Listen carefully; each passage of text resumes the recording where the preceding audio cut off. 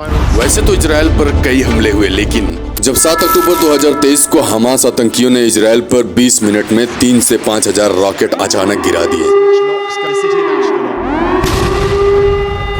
जिसके कारण वहां पे सैकड़ों की संख्या में लोगों की मौत हो गई।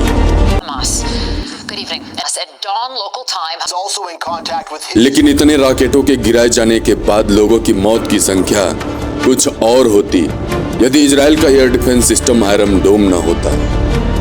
आयरन डोम एयर डिफेंस सिस्टम के प्रति आखिर भारत का क्या रुख है, आइए जानते हैं इस वीडियो के माध्यम से। नमस्कार दोस्तों, आप सभी का स्वागत है मेरे YouTube चैनल पर। आयरन डोम एयर डिफेंस सिस्टम, जिसकी एक्यूरेसी 90% तक की है। एयर डिफेंस सिस्टम को कुछ इस प्रकार से डिजाइन किया जाता है कि दुश्मन देश से आने वाले रॉकेट, विमान, क्रूज, बैलिस्टिक मिसाइल और ड्रोन को हवा में ही डिस्ट्रॉय कर सके। यदि चीन व पाकिस्तान अपने सबसे खतरनाक मिसाइलों के साथ भारत पर हमला कर दे, तो क्या भारत के पास इजराइल के आयरन डोम एयर डिफेंस सिस्टम जैसा कोई एयर डिफेंस सिस्टम है? जवाब कमेंट बॉक्स में कमेंट करके बताएं। भारत ने वर्ष 2018 से 19 में रसिया के साथ 5 S-400 मिसाइल स्क्वाड्रन की डील की थी। इनमें से 3 भारत को प्राप्त हो चुके हैं। रूस तथा यूक्रेन के युद्ध के कारण 2 स्क्वाड्रन अभी तक नहीं मिले हैं। S-400 एयर डिफेंस सिस्टम, जो पूरी दुनिया का सबसे सक्षम एयर डिफेंस सिस्टम माना जाता है, इसे रूस के द्वारा डेवलप किया गया हाईली एडवांस सिस्टम माना जाता है। S-400 को सरफेस से हवा में मार करने वाला दुनिया का सबसे सक्षम मिसाइल सिस्टम माना जाता है। इसके 400 मीटर की रेंज में आने वाली मिसाइलों तथा 5th जनरेशन के फाइटर प्लेन जैसे अमेरिका का सबसे एडवांस टेक्नोलॉजी का फाइटर जेट F-35 को डिस्ट्रॉय करने में सक्षम है।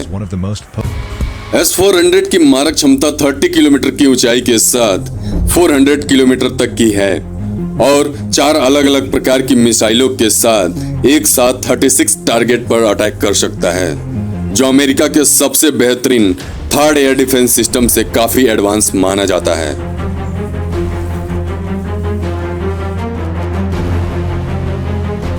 S-400 के 5 स्क्वाड्रन की डील 40,000 करोड़ में भारत से हुई थी, परंतु यह प्रोजेक्ट इतना महंगा है कि भारत S-400 की ज्यादा संख्या नहीं बढ़ा सकता। लेकिन भारत अपने एयर डिफेंस सिस्टम को मजबूत करना चाहता है, क्योंकि भारत को यदि सबसे ज्यादा खतरा है तो वह चीन व पाकिस्तान से है।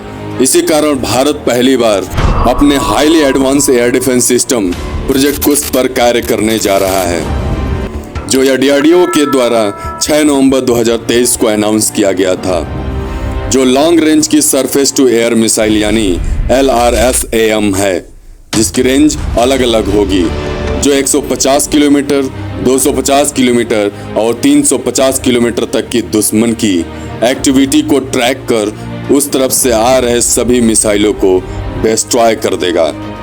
DRDO का यह प्रोजेक्ट कुश इजराइल के आयरन डोम एयर डिफेंस सिस्टम से कहीं बेहतर होगा, जिसकी रेंज 70 किलोमीटर तक की है।